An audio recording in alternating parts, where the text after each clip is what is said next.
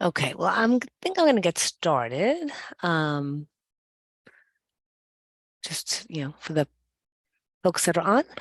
All right, so I'm Dr. Josephine Connolly Skonen. I'm the director of the Nutrition Division here at Stony Brook Medicine and the academic programs. And today we're going to be talking about all of our graduate nutrition programs in the distance track. Okay, so we're going to talk a little bit about the dietetic internship, which if you already have a master's, you can do the internship alone. If you don't have a master's yet, you can do our Stony Brook Dietetic Internship along with our Stony Brook Master's in Nutrition. And on the end here, the last tile on the bottom, we also have our new MS in Professional Nutrition Practice, which is following along the guidelines of the Future Education Model Graduate Program. So there are some different options. The master's alone would be really for people who already have their RD and are just coming back for a master's. Okay, so one of the things that I always like to point out about our program is that the Stony Brook Nutrition Division is housed in the School of Medicine at Stony Brook University Medicine. So it's a teaching university hospital. Here's some of our staff. We have 36 registered dietitians practicing in all different areas and all different specialties in the field. And all these dietitians inform the curriculum. They get involved in creating education material, and many of them we'll also do workshops for orientation and review and evaluation week. And for the distance track, they won't directly supervise you per se, but they're active in the background in helping us develop our programs and keep them current and help us to make sure that we're applying best practices and current best practices to our educational programs. Also, if you have any questions, please feel free to ask at any time today, okay? All right, so a little bit about Stony Brook University. So we are ranked, you can read here, I'm not going to read them all, but ranked highly in the nation and also internationally. And we are a state university, so our tuition rates are very affordable. So for people that are doing the distance track, so you're doing the master's, all the coursework online, and if you are doing your rotations outside of New York, and I'm going to ask anyone on here to correct me because there's some nuanced language here, then you get a tuition rate that is only slightly higher than a New York State resident. So if you're not a New York State resident, you're doing the distance track outside of New York State, so you're not stepping foot into New York State, and you're doing all the coursework virtually, as our master's is virtual, then you also get a very, very, very good rate. It's the resident rate only times 1.2, so only a little bit higher. So it's just a very affordable tuition at a very highly ranked institution, which of course is something we're very proud of. So as you know, there are different pathways to becoming a registered dietitian. And I imagine that as an intern or a prospective intern or student right now, it's a little hard to sift through all the different types of programs. And within a type, like let's say you want to do a future education model type program, there's such a large variety in the types of programs that you might see. So it's a confusing time. So again, if you have any questions, feel free to ask as I go today, and the other faculty who are on, and we'll try to help you sort through it because it's a little confusing. So here are some of our alumni on the left, and then Ellen was one of our distance interns a few years ago. So you can read her quote. So she actually got her job through an alumni of the Stony Brook Dietetic Internship Program, the on-site program actually. And she one of the things I think I'm getting this right is that even though she was a distance intern, she didn't feel distant at all, because one of the things that we like to highlight is that we, Kara actually, and I'm going to introduce people in a moment, we touch base with you twice a month. So through video conference calls. So through those video conference calls, we're checking in on your progress, providing you extra support and education material as you need. So once you're a Stony Brook intern or a Stony Brook student in the FG program, the graduate program, it's our goal and our job to support you, even and especially as a distance intern, to stay close in touch with you, provide you the education material you need to be successful. Okay, so actually, before I get into this information, I was neglectful in not introducing people first. So let me just call on some people to introduce themselves. So Lorraine, I'm going to ask you first. Hi, I'm Lorraine Danowski, and I'm the Associate Director of the Internship Program here at Stony Brook. I also teach in the Master's Program, and Kara is the coordinator, and she'll introduce herself. But when she was out, I also pitch hit, and so I may from time to time be doing the twice a month phone calls. Okay, Kara. Hi, everybody. I'm Kara Cohen. I'm the coordinator of the distance track of the internship. And as Josephine mentioned, you will be speaking to me on a regular basis, just to make sure that you are getting the experience that you should be during your rotations and meeting competencies. And Leah.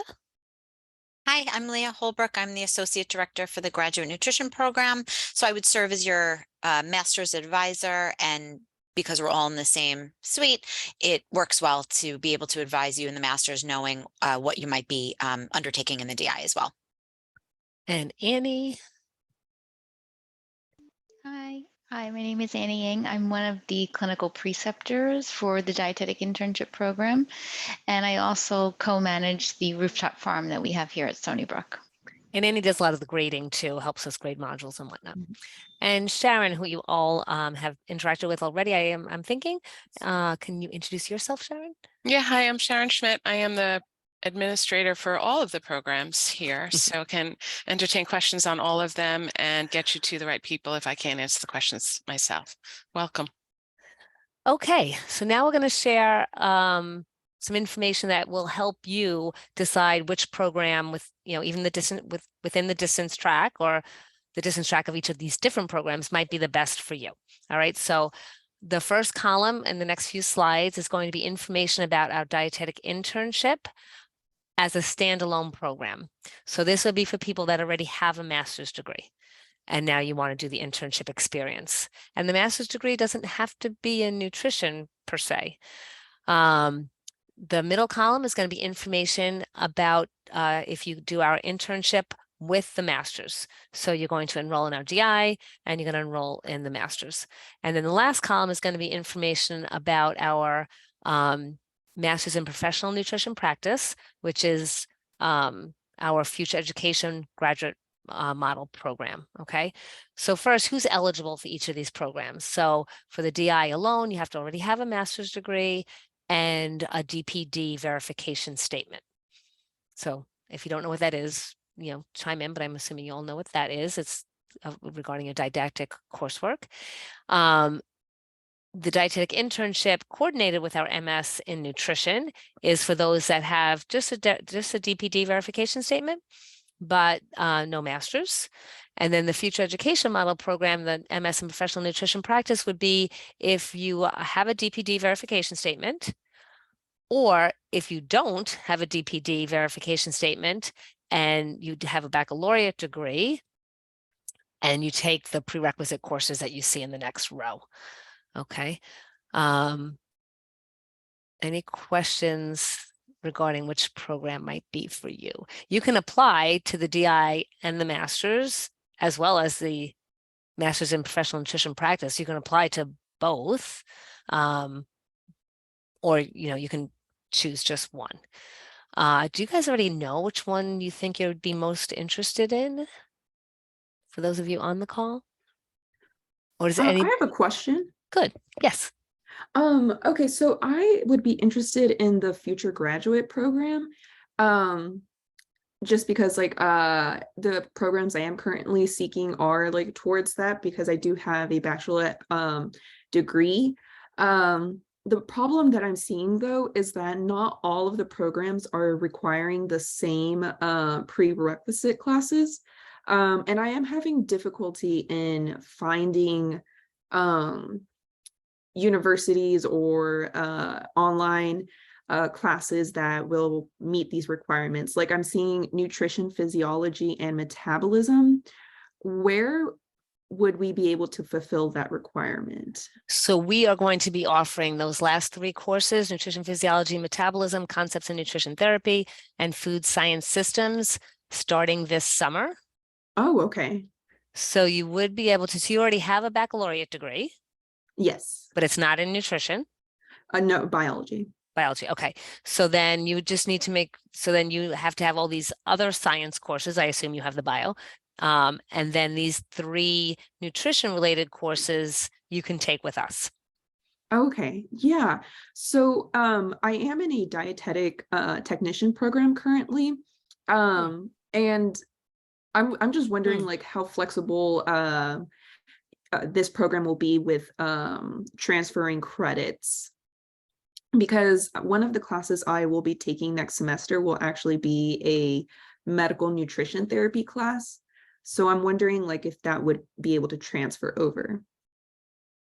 I'm going to defer to Leah since it's an undergraduate course. I don't think so. Oh, okay. Is that true, Leah? Yeah, you're referring to taking an undergraduate course, right? Yes. No, you can't apply a undergraduate course to meet a graduate credit transfer. Oh, okay, because it would be graduate. Okay, I understand. Yeah. Okay, thank you. Sure. Yeah. And you're already in that DTR program, so because they would probably accept our 2 courses, but you want to finish that DTR program in the spring. So, and this is not offered till the summer. Yeah. Okay. So then you might consider, you have a baccalaureate degree, but not a DPD verification statement. So then you can't do the MSRD. You can't do this one. Oops. Sorry.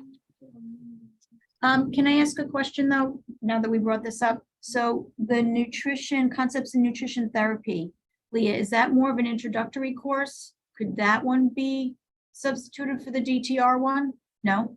Because those aren't graduate, those are undergraduate classes. Oh, they could, an undergraduate program might allow transfer of our graduate level course because the person has a baccalaureate degree, Mhm. but to apply towards an undergrad degree, a DTR degree.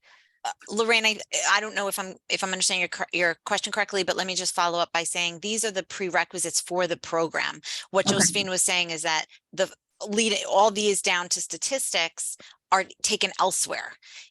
These are taken from somebody who does not have the prior nutrition coursework.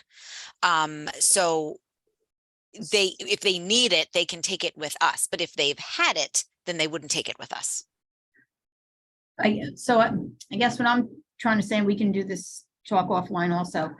If she's taken an M&T class, so is the concepts in nutrition therapy, I'm not as familiar with that one. Is that one going to be like an introductory M&T class? The issue is that it's a graduate level course. So it has to be taken at the graduate level to apply to the degree.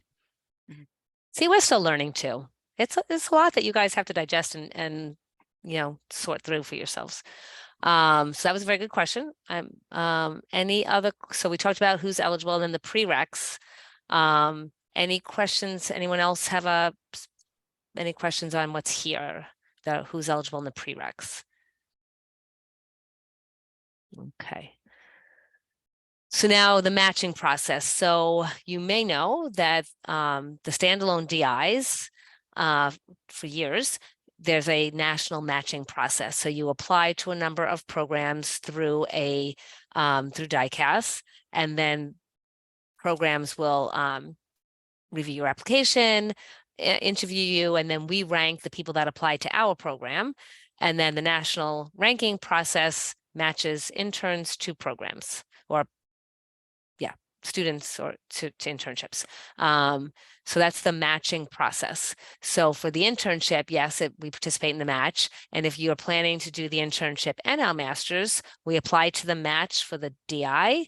And then for the master's, you do have to apply separately, but Sharon mostly will help you coordinate that application process and make it as easy as possible.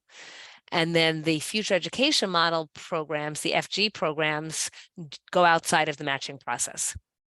So you apply directly to us and we make the offer, screen and go through and make offers. So that's a difference between doing a DI with a master's versus versus our MS in professional nutrition practice. Then we painstakingly really carefully compared the prices because I think that's an important piece of information that would help people make decisions. They come in close. I mean, if you already have a master's elsewhere or you want to do our master's first before you even do an internship, then it's $12,750 for the internship only. And if you are doing the internship and the master's, we combined the internship fee and the master's credits. The master's is 36 credits.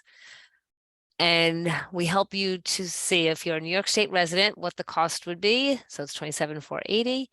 If you are a non-resident, you're not a New York State resident, you're doing the distance track, you never step foot in New York, then you get that slightly higher rate, which would bring it to $33,300.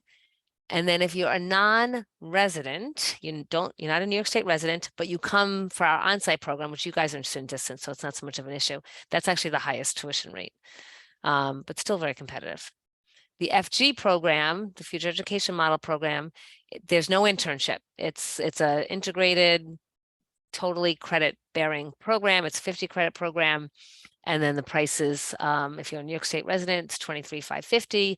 Non-New York State resident doing a distance track, never setting foot in New York, it's $28,250. And then if you're a non-New York State resident and you come and do the on-site program, or you do your rotation someplace in upstate New York, say, so you're in New York, then that's the $48,150. So that's how the tuitions compare across programs. Did I say that right to my staff? Because we were really painstakingly making sure that we got all this right. Okay. Now the length of the program. So the internship again assumes you already have a master's. So the internship rotations are 10 months. From our website, you can click and see sample rotation schedules. We're going to show you the distance one in a moment. The dietetic internship with the master's that you coordinate, the master's in nutrition, can take 16 to 21 months, depending on how you schedule your classes. So if you do the internship with our master's in nutrition, there's more flexibility than if you do the MS in professional nutrition practice.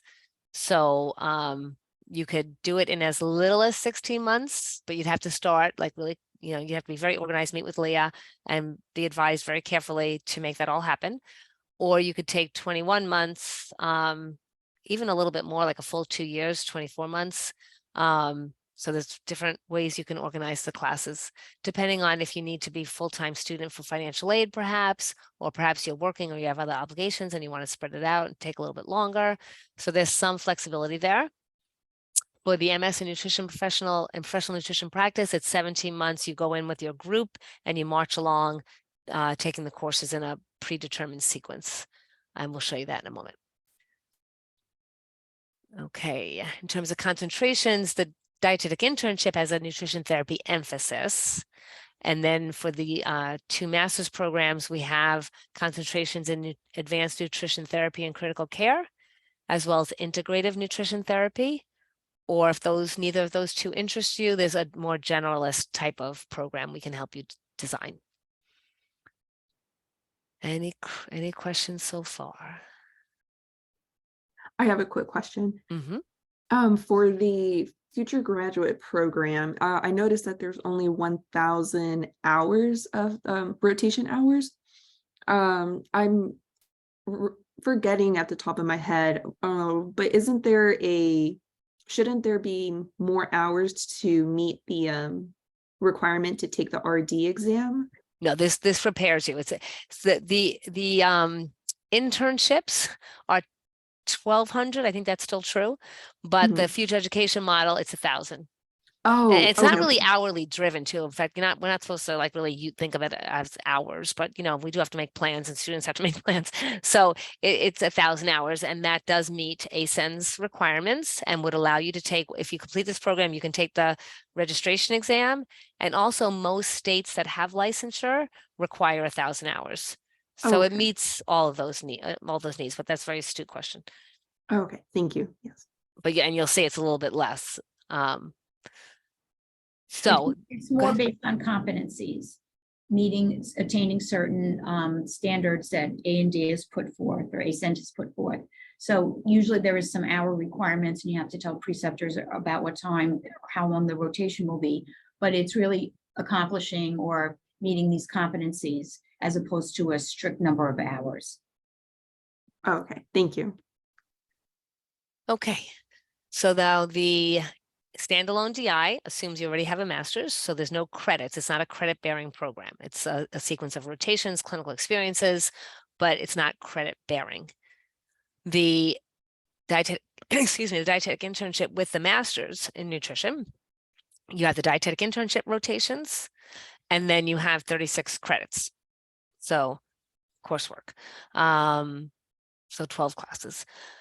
For the future education model program, it's 50 credits, but that basically that includes the rotations. So the rotations become supervised experiential learning classes.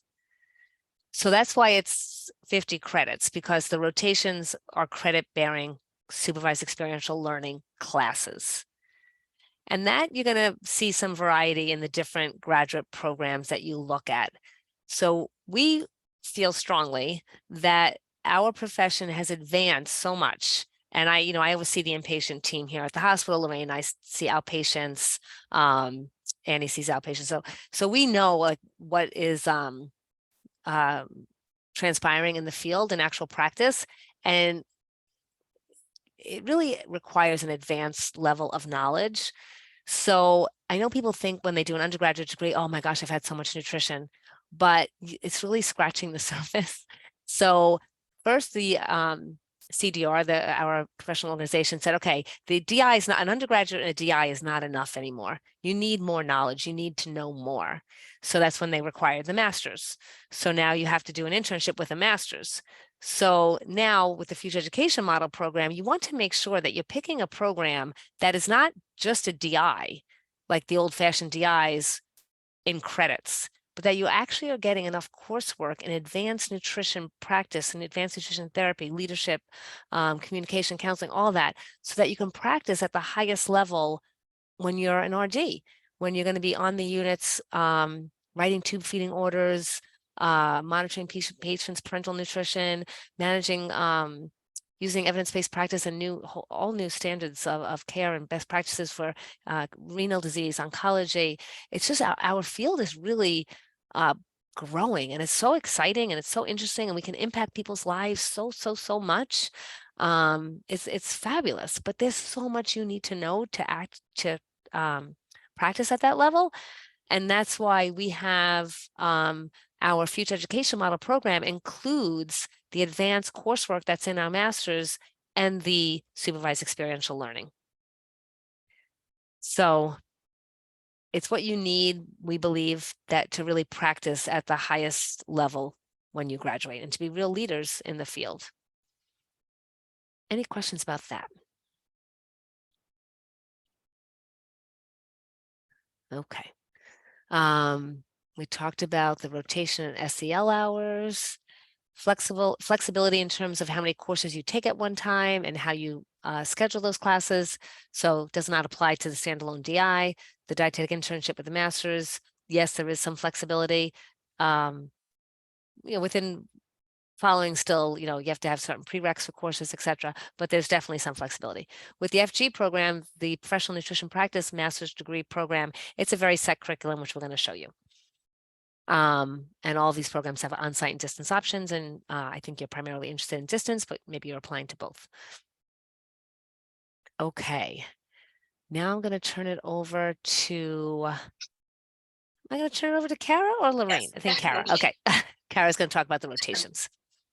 Okay, so if you are interested in either the standalone DI or the DI that's coordinated with the master's program, so the two first columns that we just saw on the chart before, these would be the required rotation sites and hours that you would need to actually find and secure upon applying to DICAST. So to go through them a little bit, we do require 600 hours of nutrition therapy. That is split up between two different rotation sites. The first of which we require that you have a minimum of 262.5 hours, which we always laugh about because it's such an odd number, but it's 7 weeks based on a 37.5 hour work week. So about 7 weeks of your first M&T site within a hospital setting. You can do more than that, that's just the minimum. And then the remainder of the 600 hours you can do at any other clinical site that you choose to. So it can be private practice, bariatrics, dialysis, anything that you find interesting. And it also can be a second hospital as well. Food service management rotation is 150 hours. That does need to be done in a institutional setting. We want you to see therapeutic and mechanically altered diets. So it would be within a long-term care facility or a hospital.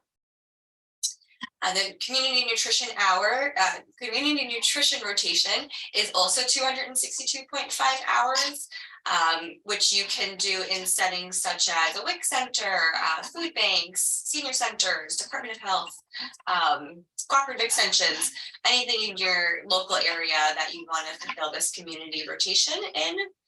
The elective rotation is 75 hours. It could be any type of location that you want more interest in, or you have more interest in and you want more experience in. So it's up to your choosing. So those are the first, it would be actually 5 rotations where you have to find your own preceptor. The remainder you do not need to find preceptors for. We have the virtual renal rotation, which is 30 hours. We provide you with modules and assignments and webinars to view that you will submit to us.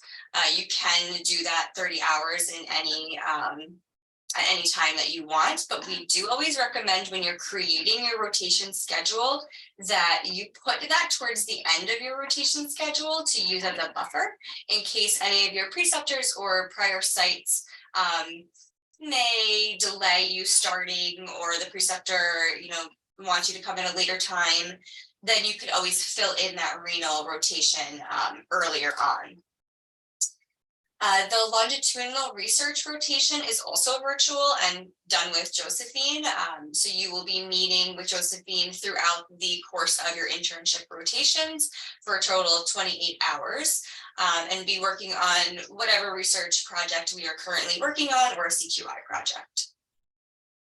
And as we mentioned, we have the biweekly phone calls, so it's about twice a month. Whenever you're in a rotation, and you'll meet with me, we'll invite your preceptor just to make sure that you are completing your assignments on your module, hitting all your competencies that you should be, and getting the experience within your rotation that you should. And as we mentioned, it keeps you connected to us at Stony Brook, and it makes us aware of what you're doing out in your community. In addition to that, we do have 2 mandatory weeks that are non-flexible. So I should have mentioned prior that you can do these rotations in any order that you choose. We do like to suggest that your nutrition therapy tends to be a little bit later on in your rotations, just because of contract purposes. It tends to be a little bit harder for us here at Stony Brook to create that contract with the hospitals. So if you could give us a little bit of time. However, Sharon has worked her magic in the past. So if you find a preceptor at a hospital that only will take you in September or August, we've made it work for the most part, knock on wood. But the 2 weeks that are not flexible are orientation week and evaluation review week. So orientation, I don't have the exact dates, but they're typically mid-July, where we would provide you with different presentations and OSCEs where we play a little acting role to make sure that you are prepared to go into your rotation sites. And then evaluation and review week is typically the end of April, early May. And we just make sure that you demonstrated your competencies when you were in your rotation, and we make sure that you got the experience that you should, as well as providing you with review week materials to help you study for the exam. Any questions with the rotation requirements?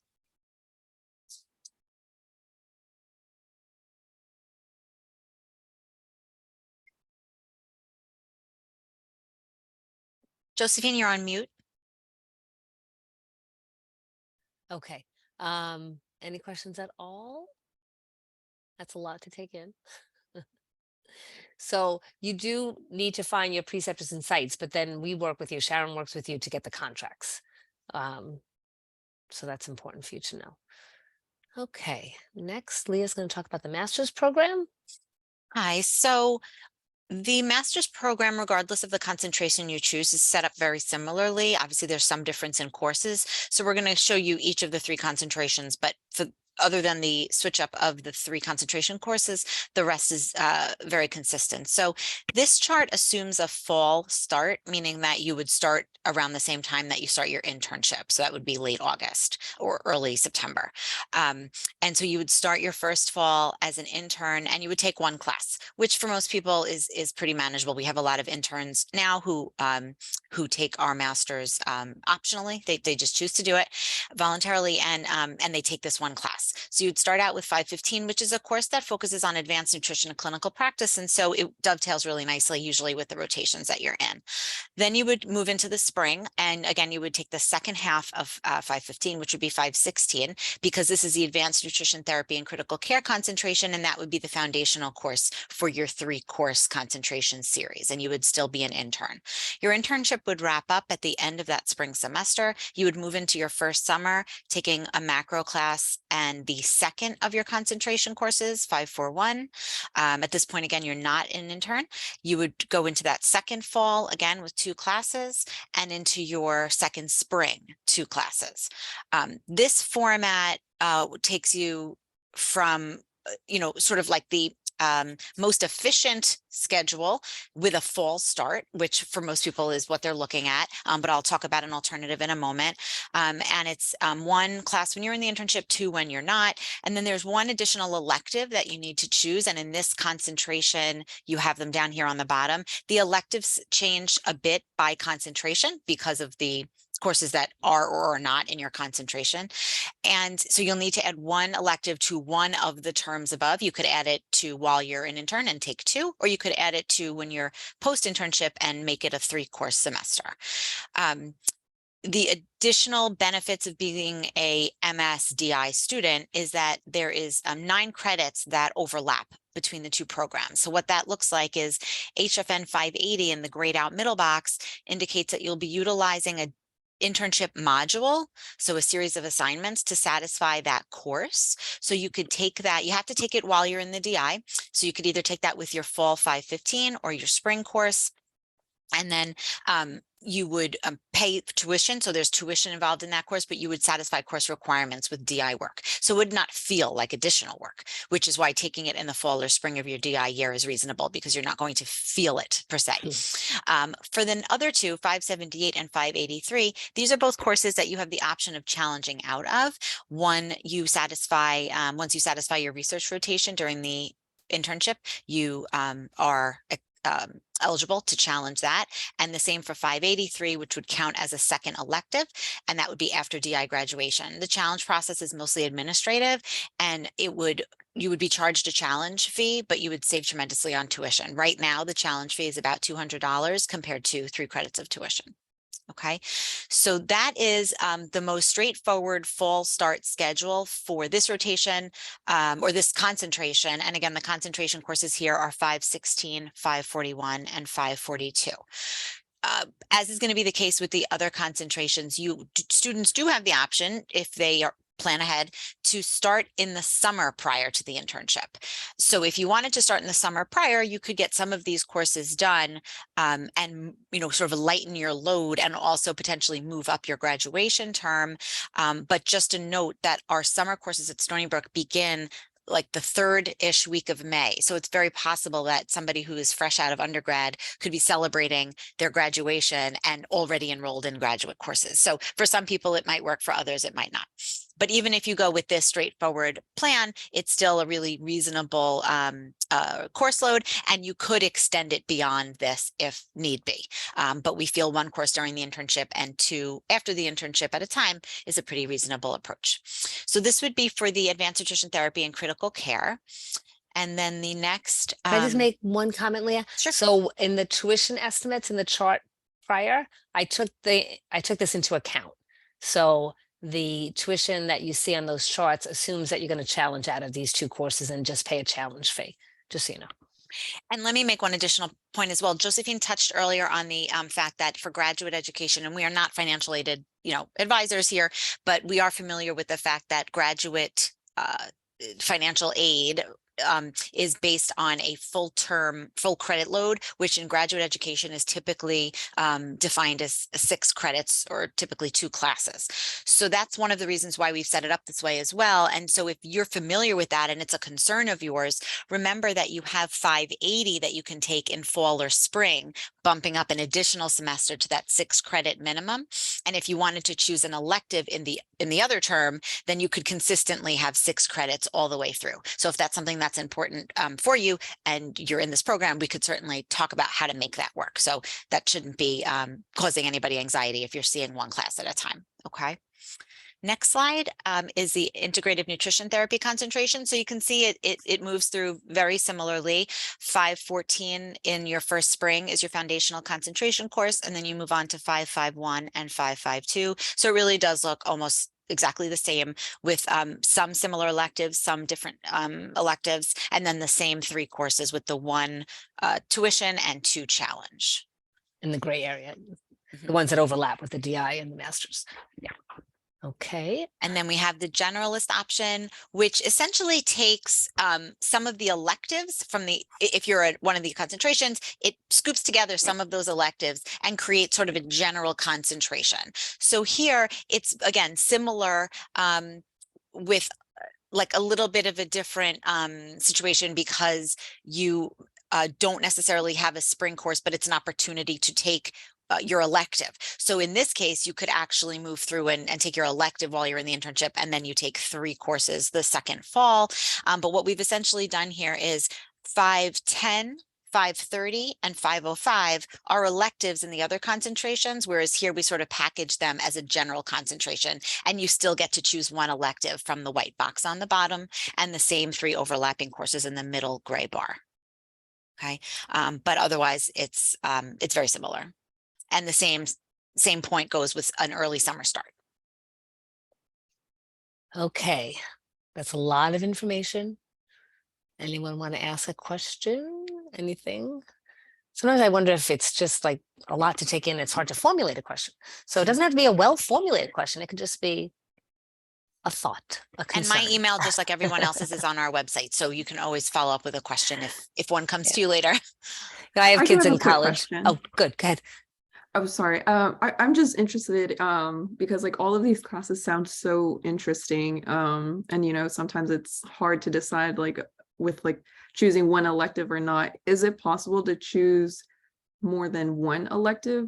Or is it not recommended with given that you would probably be busy with the internship and like the other classes as well? It would be a lot. It would be Yeah, I mean, you'd have to, and you'd be you would be paying for, yeah, it wouldn't, it wouldn't really be wise.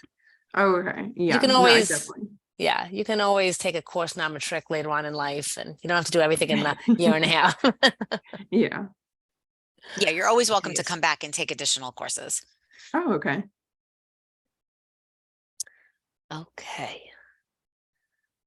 All right, so now we're going to change gears. So shift your mind and think of doing as a distance student, doing the MS in professional nutrition practice. So now remember, there aren't rotations. That's DI program language. Now everything's a class, and you would march through with your cohort in the sequence that you see here. Okay, so it's mostly the same courses.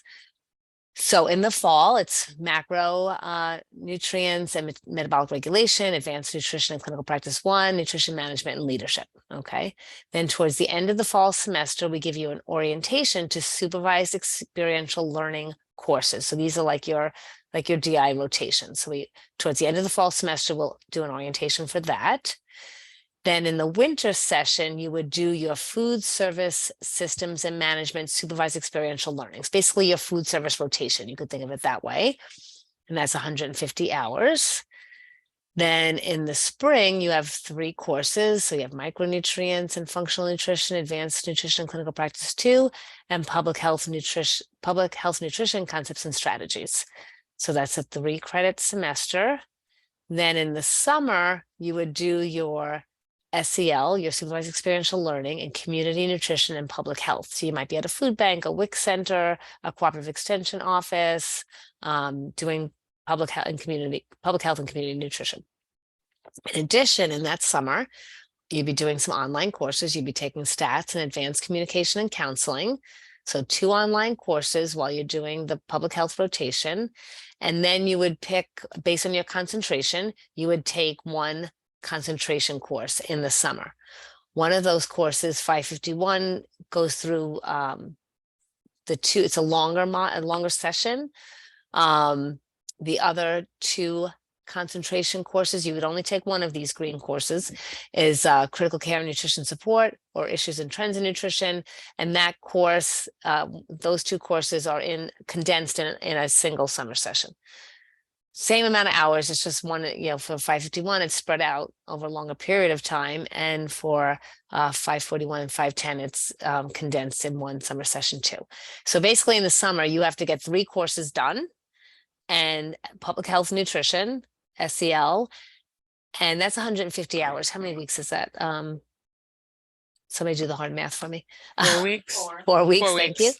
So, and then you try to time it so that you then start your advanced nutrition therapy, your first SEL course in clinical nutrition. So it could be an acute care hospital, or it might be one of the other sites that Kara mentioned before. Although you're going to have 2 of these advanced nutrition therapy SEL courses. One has to be in an acute care hospital, and the other can be in another clinical setting. So you're going to start your clinical rotation as well. You're probably not going to finish it in summer session, but you're going to start it. Then you roll into fall, you take research methods in nutrition, and your second concentration course. And you're going to finish, or you're going to do you're going to finish your nutrition, your SELs in advanced nutrition therapy. And the research rotation, basically research and quality improvement SEL with me. So this MS degree, it's a 1.5 years, basically. So it's a little bit more condensed. So you have to like that pace. Okay. And it does go, through winter session and summer session. And depending on the site that you pick, in the contracts, there has to be some flexibility in the start and end dates of these SEL courses. And if you're feeling like you need to spread it out a little, we do realize that some people might be continuing their SEL advanced nutrition therapy courses. That might linger into winter, maybe enter into the spring semester kind of term. Any questions here? Okay, this is all on our website too, so you can explore it a little bit more. Lorraine is going to talk about the admissions process. Okay, so we do a screen. So we look at the minimum admission requirements for each program type. You need a bachelor's with a minimum GPA of a 3.2 is preferred. We do look at your work volunteer experience, your extracurricular activities. We take that into account. We do a telephone interview with faculty members. And this is where we do ask you questions, and we get a little sense of, your work ethic, your nutrition knowledge, and how you would interact in the field. You do have to complete supplemental forms, and those are the proposed rotation schedule and preceptor qualification forms, and those are on the website. So you do have to have an idea of what sites you're going to start with, and your preceptors have to have a minimum set of qualifications. Many do have years of experience, but you have to put that down along with, not all have to be RDs in the case of food service. But they have to be qualified. They have to have a lot of years in the field and have other credentials. And we review those. And the other good thing is there's no GREs. So that's a very positive thing. Okay, and Kara's going to explain the forms for the distance track. So just as Lorraine was mentioning, these are two different forms. So if you look at the left hand of your screen, you will see the proposed rotation schedule for the distance track of the dietetic internship. And the right side of the screen is the proposed rotation schedule for the MS in professional nutrition practice. So they look very similar. There's just slight differences between them. As I mentioned, Lorraine mentioned, for the distance track of the dietetic internship program, you can select your rotations and put them in any order that you please. We mentioned, doing renal last because that could always be a filler if anything tends to happen with any of your other sites. Some other suggestions may include doing your food service rotation at the hospital that you're going to work at, going to rotate at, or doing it at the long-term care center that you may rotate at. So trying to combine some rotation sites like that. So you will fill this out and submit it to us with your DICAS application. And an important thing to note for either of the two programs, that all rotation sites have to be outside of Suffolk County. They can be different counties of New York and then across the country, but just not Suffolk County where we are located here at Stony Brook. The main difference between the two different proposed rotation schedules, first being that the number of hours are different for each of the two programs. So make sure you do look at those carefully. But the second is that the MS in professional nutrition practice, you cannot change the order of your SELs or the rotations that you will be going to, the sites you will be going to. So they have to stay in this sequence. However, you can select the dates around that time frame. So for example, January 2024, you will do your food service rotation 150 hours, however you want to pack that 150 hours into your schedule. Then you'll let us know where the site is and the preceptor and contact information. When you are applying for the MS in professional nutrition practice, you have to submit to us that you have your food service management SEL and at least your hospital for MNT site 1 identified and that they are committed to taking you. Reason being is that the hospitals tend to be the hardest to secure a site in. So we just want to make sure that you do have something within your area or somewhere if you want to travel to a relative's house in a different state from you and you can stay with them for a little bit of time. But as long as you have that location secured, those are the two sites that we want you to submit when you are applying for the MS and PNP. Okay. And the second form that you will be submitting is the proposed preceptor qualification form. It's pretty straightforward, but any preceptor that does agree to take you for one of your rotations or SELs will complete this form, identifying what their credentials are, if they've been a preceptor in the past, how long they've been an RD for or in practice for, if they are a food service director. And what site they're willing to accept you to do the rotation with and what the dates are. And they do have to sign it, which is actually on the back of the page. So don't forget that signature because that does let us know that they are agreeing to take you. The other thing too is a lot of times this isn't a problem, but usually you want the preceptor to have at least a year of experience. Yes, thank you.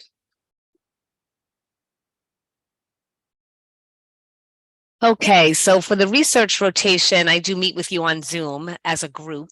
So that's at least one time that you are with your cohort, which is nice. Oh, the research project too, we'll do a CQI project. So as a Stony Brook intern or student, you will have access to the Stony Brook EMR. And so we do some really great in-depth CQI projects related typically to tube feeding, different issues regarding tube feeding. This is our rooftop farm, and also information on following us on Instagram or Facebook. And that was the last slide. So we went through a lot of information. How you guys feeling? Hopefully you're processing. Like I said, all this information's on the website. This will be recorded and the recording will be on the website if you want to go back and listen to anything in particular. Okay, hearing no questions, we will sign off. Anything else, Sharon, that they need to know? Just your email. That's what they need to know. Yes, of course. No, if you're interested in hearing about the on-site program, just stay on. We're going to go right into that in a few minutes. And yeah, certainly if you have any questions, reach out to any of us.